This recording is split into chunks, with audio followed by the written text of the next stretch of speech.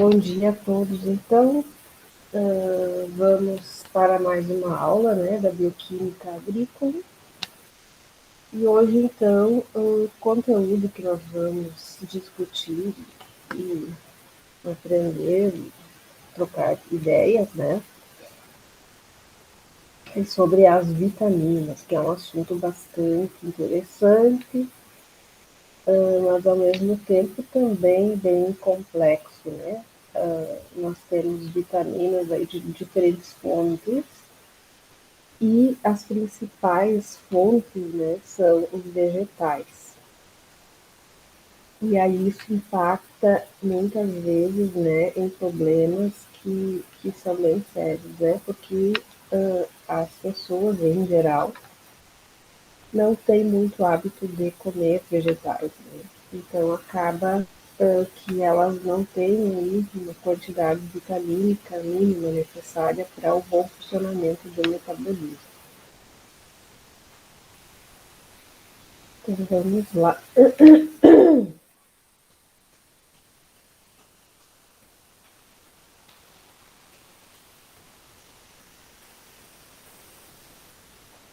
Estão enxergando a apresentação? Só me confirme isso.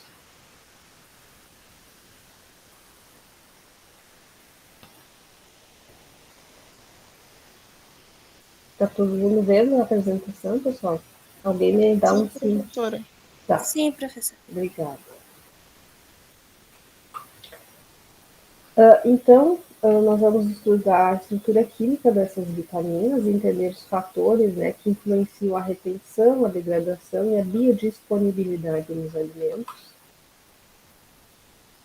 As funções das enzimas, então, né? Elas são micronutrientes essenciais e as funções, uma principal delas é que elas funcionam como coenzimas. Nós já vimos lá no capítulo das enzimas como é o funcionamento das enzimas, né? Então, algumas vitaminas, elas são cofatores, né? Ajudam as enzimas a trabalhar de forma melhor. Então, é o caso da biotina, da riboflavina e da niacina. São também componentes antioxidantes, né? A vitamina C e a vitamina E. Fatores reguladores genéticos, vitamina A e vitamina D. E também elas possuem, né, funções especializadas, como é o caso da vitamina A, que trabalha diretamente na visão, e a absorção do cálcio, né, que só ocorre na presença da vitamina D. Então, a estabilidade varia com a forma química em que a vitamina se apresenta e com o meio que ela está em contato, né? Então, meio ácido, alcalino, se é meio neutro, se tem oxigênio, se tem luz, né? O tratamento térmico, normalmente, ele faz o quê? Uma destruição das vitaminas hidrossolúveis, né? Então, elas vão perder a função, né? Se forem tratadas pelo calor. E se o processamento em geral dos alimentos vai afetar, né, principalmente o conteúdo, né, a manutenção das vitaminas hidrossolúveis. Nós podemos também ter adição de vitaminas a alimentos, né? E isso pode ser motivado por diferentes fatores, para restaurar, para fortificar ou para enriquecer. Então, se é para restaurar, nós vamos ter adição até a concentração original do alimento antes do processo. Por exemplo, suco de laranja, né? O suco de laranja, a vitamina C presente naturalmente no suco, ela evapora, né? Ela é, na verdade, sofre tratamento térmico de pasteurização e ela, então, é toda destruída, né? E aí, no final do processo, quando o suco já está lá pronto para ser envasado, é adicionado a vitamina C artificial. Para fortificar o alimento, né, tornar ele fonte nutricional de algum nutriente, não necessariamente presente naturalmente. é o que acontece, por exemplo, com a farinha do trigo, onde é adicionado o ácido fólico e o ferro, né? E para enriquecer, adicionar com padrões definidos pela legislação. Já tem presente naturalmente naquele alimento, mas você coloca numa quantidade maior, né? Para que aquilo, então, esteja enriquecido. Essa adição das vitaminas, então, ela vai ter que ser feita sob determinadas condições, né? Tem que ser estável para durante, né, o período de estoque, durante o uso e a distribuição. Tem que estar disponível fisiologicamente através do consumo, o nível que não seja excessivo, né? Você não pode adicionar vitaminas em quantidade acima do necessário. E tem que obedecer essa segurança aí com base legal, que é o que está descrito na legislação. Outro fator bastante importante para a questão das vitaminas é a biodisponibilidade. Então, é o que essa biodisponibilidade, né? A quantidade de vitamina ingerida que fica absorvida, realmente aproveitada, vamos dizer assim, né? Pelo organismo, cumprindo a sua função metabólica. Então, isso depende muito do processo de elaboração dos alimentos, né? Por exemplo, se eu vou comer um brócolis, né, que é rico em determinadas vitaminas, eu preciso torná-lo, né, essa vitamina biodisponível. Então, eu vou fazer o que? Um processo de cozimento. O processo de cozimento vai liberar, vai tornar a vitamina disponível para o meu organismo, tá? Então, isso é bem fator fundamental, né? Normalmente, o ato de cozinhar, de aquecer, né, as matérias-primas, você vai então ter nesse momento aí a biodisponibilização, né? Por exemplo, a gente não come nada cru, né? Não come arroz, feijão cru. Então, tudo isso é para quê? Para tornar essas vitaminas biodisponíveis, né? Então, nós temos bastante variação e perda de vitaminas em alimentos, né?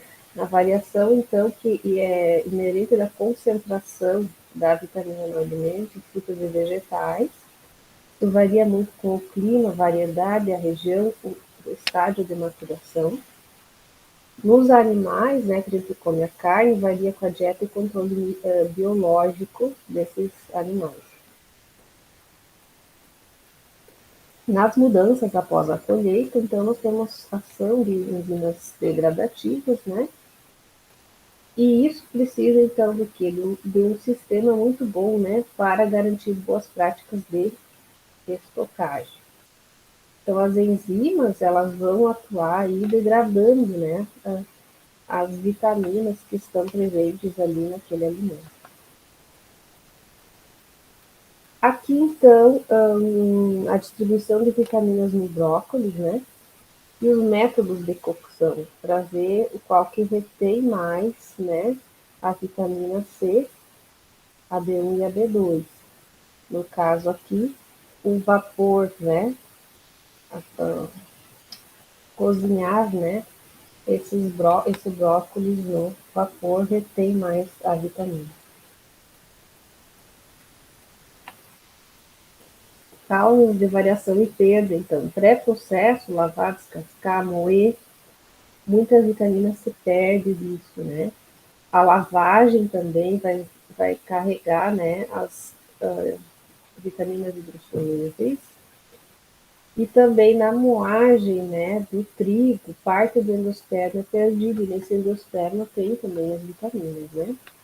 O branqueamento e o tratamento térmico podem promover, então, uma oxidação e uma extração aquosa, né? E esse calor, no caso, é fator secundário, né? Pois pode acelerar algumas reações que iriam ocorrer naturalmente, mas depende, então, do meio em que essa vitamina está. Né?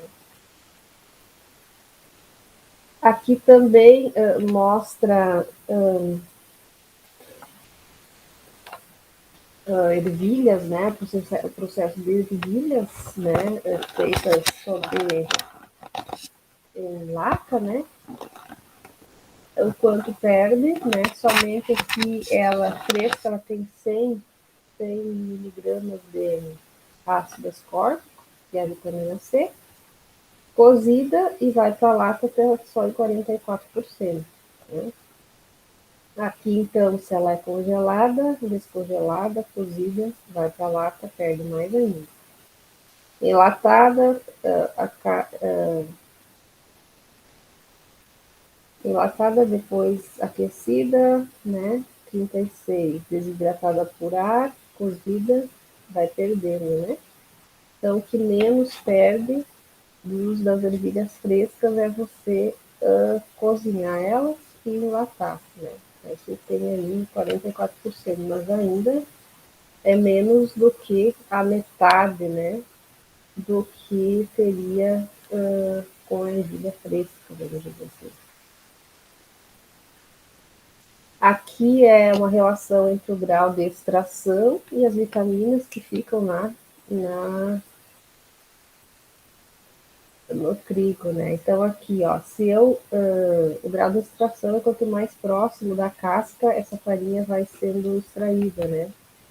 O endosperma mais próximo da casca, nesse sentido aqui, né? Então, alto grau de extração, você tem aqui alto índice de vitaminas, né? À medida que vai diminuindo o grau de extração, você tem a parte mais branquinha só do endosperma, a quantidade de vitaminas ela vai diminuir consideravelmente. Isso é o que? O efeito do processamento, né? Sobre as vitaminas. Aqui é o de alguns cereais matinais, né? Com o passar do tempo, e a temperatura de armazenamento relativamente alta, né, você tem bastante perda também. Aqui em alimentos fortificados, né, e agora então nós vamos ver a estrutura química dessas vitaminas e onde elas estão, né, presentes, principalmente, que é o que mais vai então, corroborar com a nossa prática diária de alimentação, né? Então, elas são divididas em vitaminas hidrossolúveis, são aquelas que se dissolvem em água, e as lipossolúveis, que são aquelas que se dissolvem em lipídios ou gorduras, né? Então, aqui nós temos todas as vitaminas do complexo B e a vitamina C. E aqui nós temos, então, as vitaminas A, D, E e K, né? Que estão aí no organismo. Aqui nós temos, então, uma figura que eu gosto bastante, porque ela resume para nós as vitaminas lipossolúveis. E nessa parte aqui de cima, nós temos um prato, né? Onde nós temos aqui a presença, né, de vários tipos de vitaminas. Então, se nós cuidarmos da nossa alimentação adequadamente, e ingerirmos diariamente diferentes grupos alimentares, nós vamos ter uma nutrição saudável, né? Nós vamos sempre ter no nosso organismo que uma quantidade necessária de vitaminas vai estar satisfeita. Se nós tivermos aí uma má alimentação, um desequilíbrio bastante grande na alimentação, nós vamos poder gerar hipovitaminoses, que é o que? Falta da vitamina no organismo. E isso pode provocar doenças. Né? Para corrigir essa hipovitaminose, que não seja pelo reajuste da alimentação, nós vamos utilizar o que? As vitaminas na forma de cápsulas. E aí nós vamos, então, ter também a quantidade vitamínica necessária diária, né, contemplada. Porém, nós podemos ter o que? Uma overdose vitamínica, e aí nós vamos gerar outro tipo de problema, que é a hipervitaminose, né? Nessa hipervitaminose, as vitaminas A e D, elas vão ficar em excesso, né? Vão ficar depositadas no nosso organismo, e isso não é benéfico, né? O excesso aí da maioria das vitaminas vai sair pela urina. Então, nós vamos aqui recorrer a algo artificial para corrigir né, um processo de má alimentação ou de uma alimentação pobre nutricionalmente. Então, nós precisamos pensar sempre assim, ó, o nosso prato, né, pelo menos em uma das 3 refeições, que normalmente não é o café e nem a janta, tem que ser um prato colorido, que tenha vegetais, né, nessa minha alimentação. E importante falar também que a gente faça o consumo de frutas, né? Isso, a maioria das vitaminas estão presentes nas frutas. Né? Então, o indivíduo que só, por exemplo, come carne, ovos e derivados do trigo, ele vai estar praticamente ingerindo somente as mesmas vitaminas, né? Então, isso é muito, é uma nutrição pobre, né? Vamos dizer assim. Então, nós precisamos tomar esse cuidado, olhar, né, para aquilo que nós estamos comendo diariamente. E aqui nós temos, então, a vitamina A, D, a E e a K. Aqui, então, a forma da provitamina, aqui a forma funcional, né, e aonde que essas vitaminas são importantes, né, quais processos aí do organismo. Então, nós temos o beta-caroteno, que vai estar presente, né, em vegetais e frutas de cor que vai do amarelo ao vermelho. O retinol, né, que você tem aqui no fígado, você tem no fígado, né, dos animais, no leite e na gema de ovo. Então, também, ó, vocês podem ver que a maioria aqui, ó, tem na gema do ovo, tá? É importante consumir ovos. Esse retinol, então, dentro do organismo, ele vai ser transformado em 3 outras substâncias, né? A forma funcional. O retinal, que é o pigmento da visão. O retinol, que é uma coenzima que atua aí no transporte do açúcar dentro do organismo. E o ácido retinóico, que é uma molécula sinalizadora, né? Que vai atuar lá no metabolismo. Vitamina D, então, ela é sintetizada a partir do nosso colesterol e do sol, né? Vai se transformar, então, no calciol, no hormônio calcitriol e é responsável, então, pelo metabolismo do cálcio no nosso organismo, que é muito importante também, né? Se nós não tivermos isso aqui funcionando adequadamente, nós vamos desenvolver osteoporose, né? Da onde que eu tenho, então, também esse aporte de vitamina D? Do óleo de tubarão, do leite e da gema de ovo. A vitamina E, os tocoferóis, ela é obtida principalmente do óleo de cereais e de sementes, né? Do fígado e dos ovos. O tocoferol é um agente antioxidante, então, a vitamina E. É bem importante, né, a gente fazer essa ingestão desse óleo para ter esse aporte aí de vitamina E. Então, é um fator antioxidante bem interessante. Vitamina K, também chamada de filoquinona, extraído das bactérias intestinais, também tem em alguns vegetais e no fígado, tá? Essas filoquinonas dão origem às filohidroquinonas, que são responsáveis aí pela coagulação sanguínea. Então, também bem importante, né? E ela é sintetizada, então, por bactérias do intestino. Então, vamos começar pelas, né, a gente já viu as lipossolúveis, elas também então, são agrupadas não só pela solubilidade, mas por apresentarem funções especializadas, o modo de ação delas, né? Então, vitamina A, nós já vimos, né?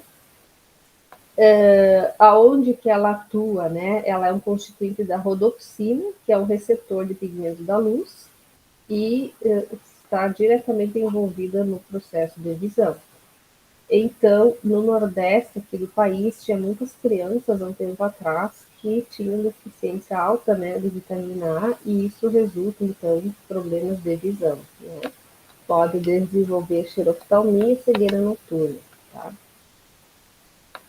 E aqui, então, da vitamina A, nós vamos desde os amarelos, né, que nem o laranja, bergamota, pimentão, né, as frutas e vegetais amarelados até os vermelhos, né? Então aqui o tomate entra aqui, né? Então é tão fácil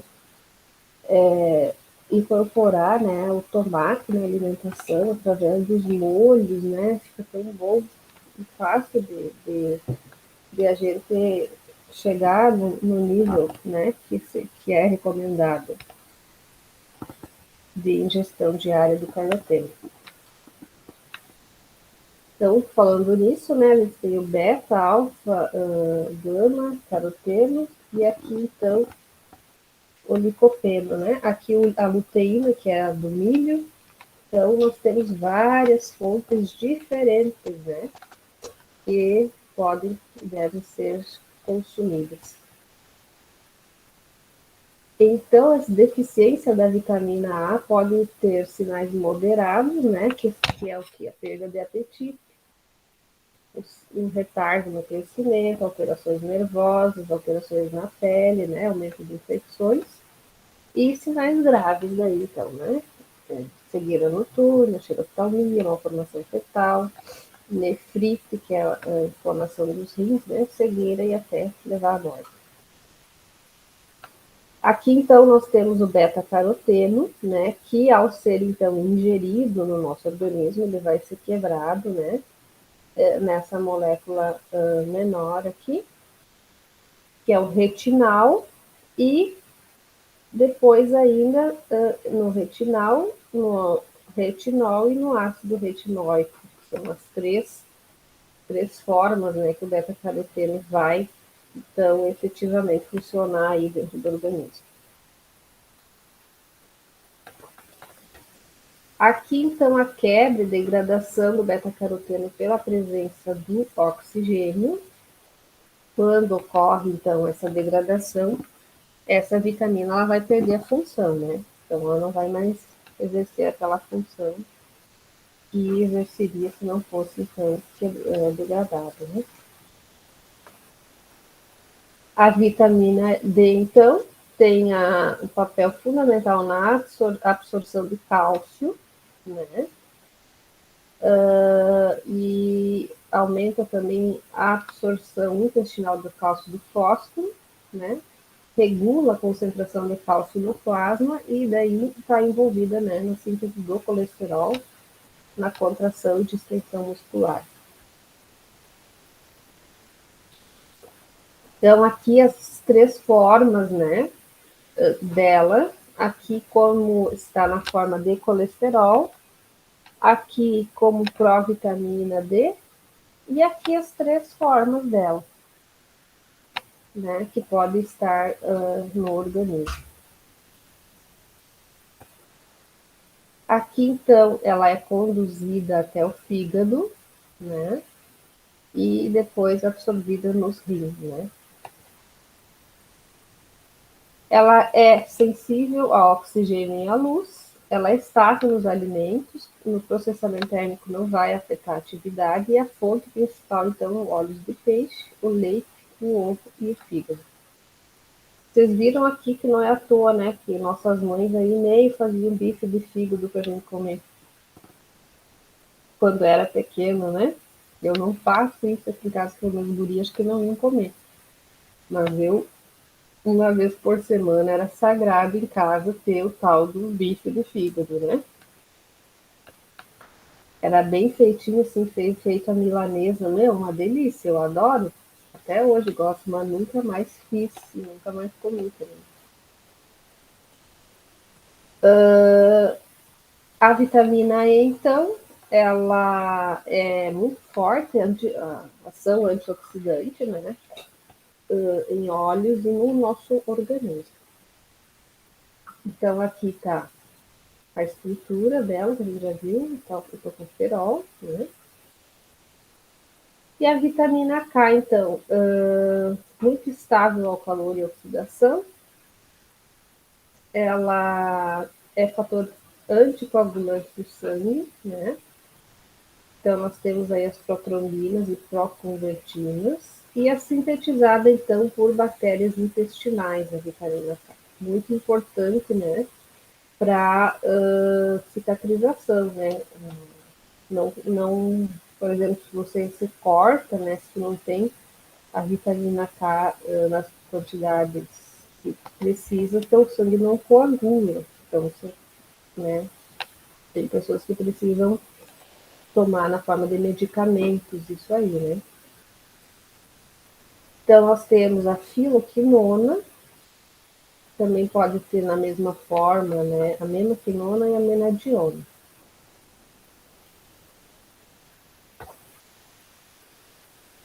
Vai ficar, né, depositado aqui no fígado, né? E agora, então, nós vamos ver as vitaminas hidrossolúveis, né? Eu já falei para vocês que é a vitamina C e todas as vitaminas do complexo B. Né? São 8 vitaminas do complexo B e a vitamina C. Muitas vitaminas hidrossolúveis fazem parte da estrutura de coenzimas, e por isso são essenciais para o metabolismo. Possuem estruturas muito diversas entre si e como propriedade comum a polaridade. Não são acumuladas e devem ser continuamente fornecidas pela dieta, com exceção da B12, né, que pode ficar no fígado por alguns anos. Então, a vitamina C é o ácido ascórbico, né, é um importante antioxidante em alimentos porque inibe o escurecimento enzimático pela polifenol oxidase, reduz os íons metálicos, reduz também a formação de nitrosaminas em carne curada e sequestra o oxigênio singlético. Esse sequestro do oxigênio não deixa começar a reação de formação dos radicais livres.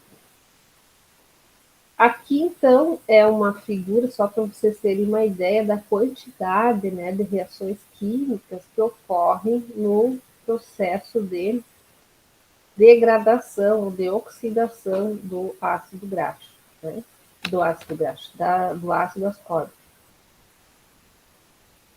E, nesse caso aqui, o que é importante, né, nós olharmos isso aqui, apesar da complexidade dessa figura, né? E no final nós temos o quê? A formação de pigmentos pardos. Ou seja, quando a gente faz um suco de laranja, por exemplo, ou de limão, né? Com o passar das horas, o que, que acontece? A gente vê um escurecimento, né, desse suco. Então, aqui nós já temos o que? Já foi degradada a vitamina C, ou a maior parte da vitamina C que estava lá naquele suco de laranja, quando eu tenho a formação dos pigmentos pardos. Ele fica assim, não chega a ser marrom, né? Mas é um leve amarronzado. Então, é porque não tem mais a vitamina C ali. Então, todo o suco, né?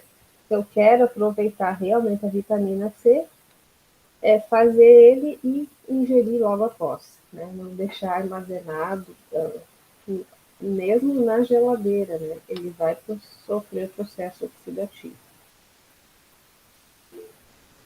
A tiamina é uma pirimidina com metil ligado com tiazol, é coenzima, pouco estável pH alcalino e tem bastante nas estruturas, né?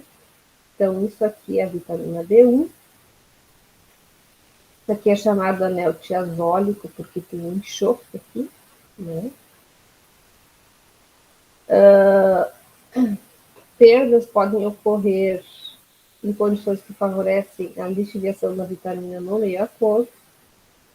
O pH sempre, se for neutro ou um pouco acima, né, vai ocorrer perda, e quando ocorre, então, exposição a agentes sulfitantes, aí você vai ter a destruição daquele anel, porque o enxofre vai ligar com outro enxofre, né.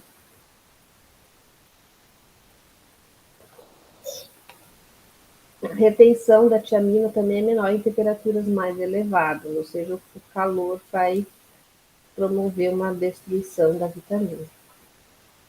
E aqui, então, também bem complexo, né, o processo de degradação da vitamina. Então, em condições ácidas, a degradação térmica ocorre lentamente e resulta em restos de pirimidina e tiazol intactos. Em condições de pH de 6 a 7, a degradação é acelerada, né, ocorre a fragmentação do anel. Em pH 8 não é encontrado anel tiazol, né, nos produtos da degradação, ou seja, ocorre realmente uma degradação bem importante. E vai se originar, então, um número de compostos que possuem enxofre, e esses compostos, eles participam de reações químicas que dão sabor e aroma à carne, né?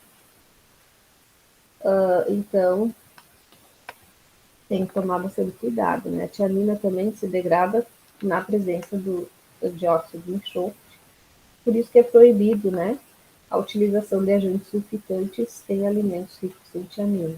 A deficiência dessa vitamina, então, causa o beriberi,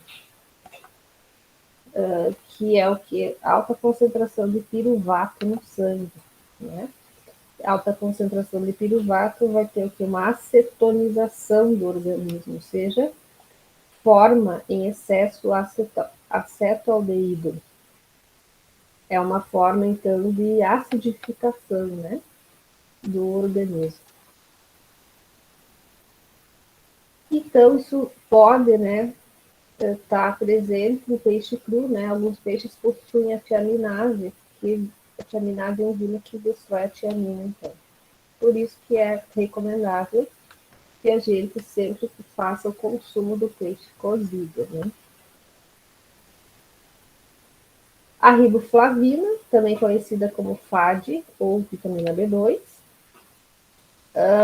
são coenzimas de várias enzimas que catalisam os processos de oxidação e redução no metabolismo e são encontradas em várias formas químicas nos alimentos. Então, ela é cofator, né, para ajudar aí na transferência de elétrons no metabolismo. Ela é estável em alimentos e é sensível à luz, né? Então tem que se tomar cuidado aí com a exposição à luz. Então aqui nós temos a riboflavina. Então são exemplos de reações já no metabolismo, né, dos carboidratos e depois também dos aminoácidos. Depois lá no metabolismo vocês vão ver a gente falar bastante, né, dessas enzimas. Dessa vitamina funcionando como coenzima. E a degradação dela, então, formando lumiflavina e lumicromo. A niacina, nome genérico para piridina ácido 3-carboxílico e seus derivados. São vitaminas mais estáveis, não é degradada por luz ou calor. E também vai trabalhar como coenzima, né, nas reações das desidrogenases, que é um tipo específico, né, de enzimas. Na verdade, elas retiram o hidrogênio, né, no processo metabólico. Então, eu tenho, né, eu posso produzir, né, a partir do triptofano a niacina, né? Então, 60 miligramas de triptofano gera 1 miligrama de niacina. Cereais é a principal fonte e o café também tem, né? É conhecida como coenzima NAD, e então tem a função de transferir os elétrons nas reações de óxido-redução e são coenzimas de redutáveis e desidrogenados.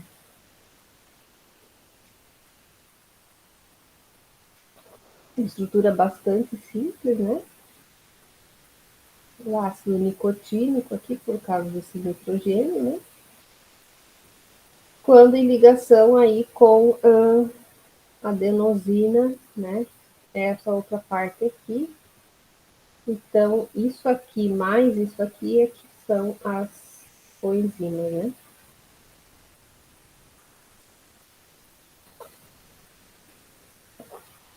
A B6 está, né, presente em mais de 100 reações que envolvem metabolismo de aminoácidos, carboidratos e lipídios. Todas as formas químicas existem em alimentos e possuem atividade vitamínica. Então, posso ter essas três estruturas, né? Piridoxal, piridoxina e piridoxamina. Formas, então, glicosiladas, quando elas estão ligadas com uma glicose, por exemplo, são encontradas em vegetais. A ruptura, então, desses tecidos vegetais frescos, através do congelamento e descongelamento, ou pela homogeneização, libera fosfatases e beta-glucosidases que podem modificar as formas da vitamina B6.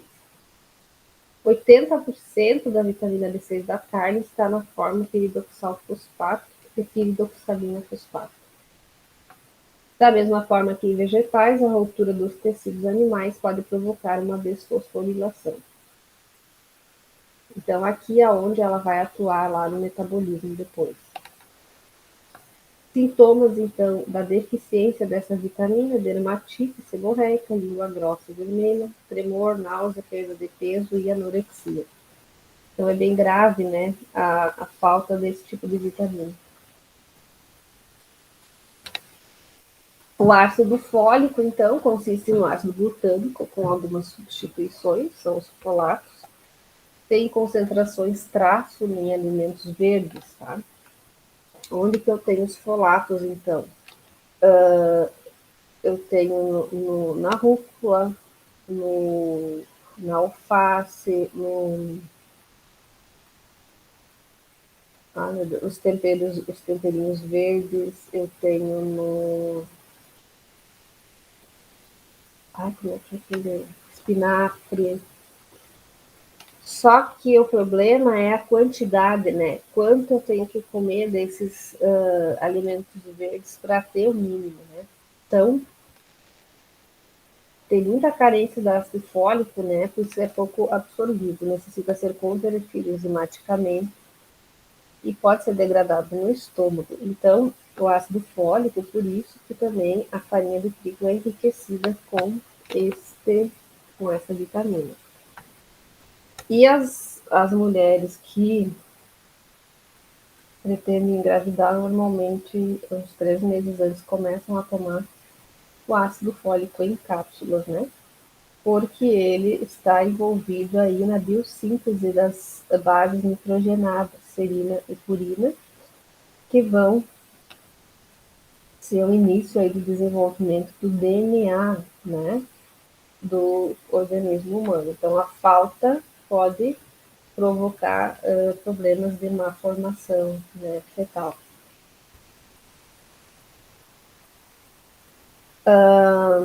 Também anemia megaloblástica, alteração morfológica e do funcionamento do núcleo das células, né? Células sanguíneas, medula óssea, bloqueio da síntese de DNA.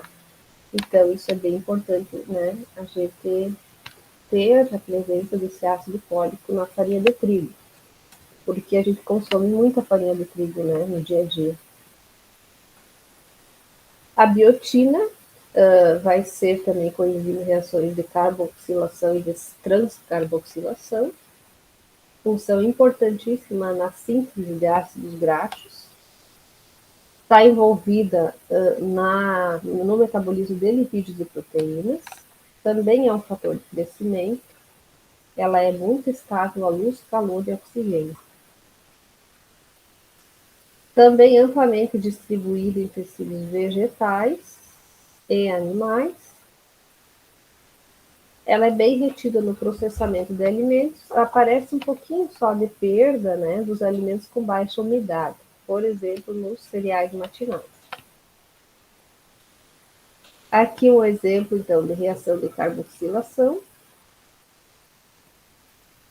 A vitamina B12, então, também chamada cianocobalamina, a forma, então, coenzimática, que funciona como coenzima, é a metilcobalamina e deoxiadenosilcobalamina. Ocorre uma transferência do grupo metil na síntese da metionina. É difícil adicionar alimentos porque ela tem uma cor vermelha, devido à presença do cobalto, né? Esse parece uma flor aqui, a estrutura dela, e no meio tem o cobalto, que dá uma cor marrom. Então, não se adiciona em farinhas e em nenhum outro alimento, porque vai dar uma cor bem característica, né?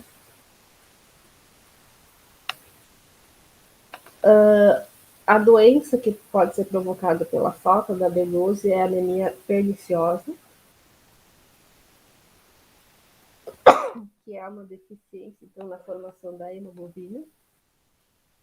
E ela está envolvida, então, em várias reações metabólicas. Participa também do metabolismo dos ácidos graxos.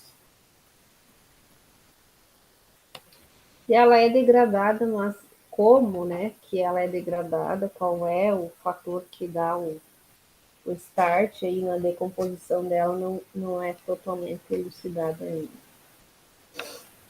E por fim, nós temos os minerais, né? Os minerais são divididos em dois grandes grupos: os macronutrientes, são aqueles que são requeridos pelo organismo em quantidades maiores que 100 miligramas, que é o cálcio, fósforo, sódio, potássio, cloreto e magnésio. E os micronutrientes, né, que são menores, quantidade menor do que 100 miligramas, que são daí o cromo, cobalto, cobre, iodo, ferro, manganês, selênio e zinco. Então, também a gente vai extrair, né, esses minerais das dietas. Aqui, então, nesse sentido, eu tenho aqui presença desses macronutrientes no leite, na carne, nos ovos, né? Os minerais são mais nessas estruturas assim, né? Eu posso ter perda também de minerais no processo, né? Quando da lavagem, corte e descasque de vegetais, moagem de cereais e assim por diante.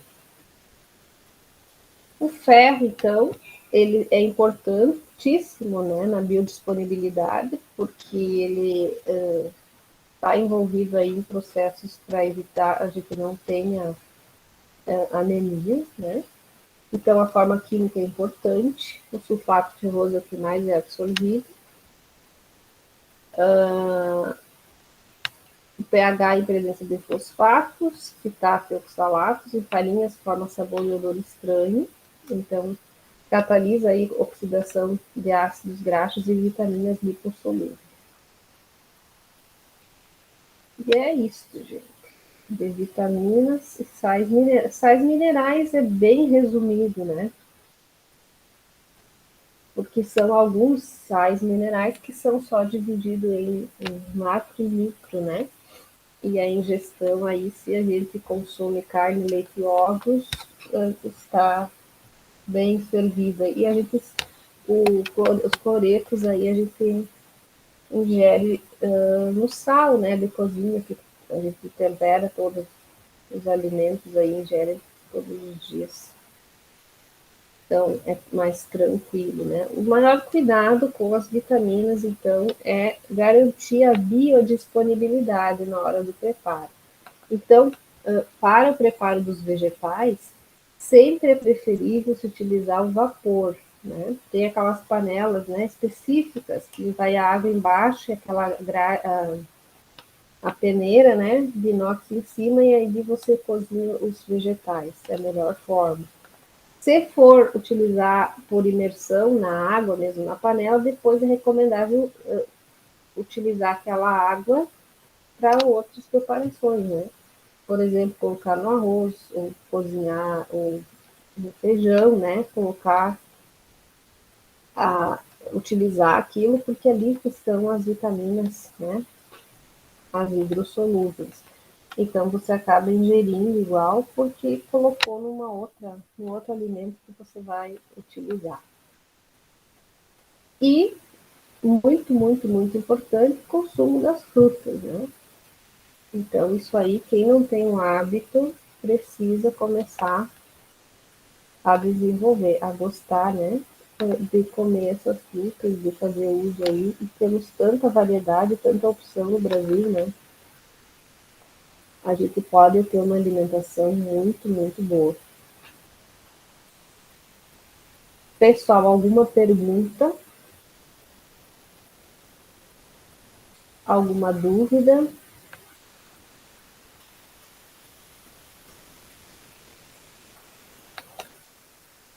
Tudo tranquilo, então? Então, agradeço a presença de vocês. A próxima aula, na semana que vem, eu vou colocar, já vou colocar daqui a pouquinho a aula, então, gravada, né? Onde a gente entra no metabolismo. Tenha uma ótima. O Álvaro, pode perguntar?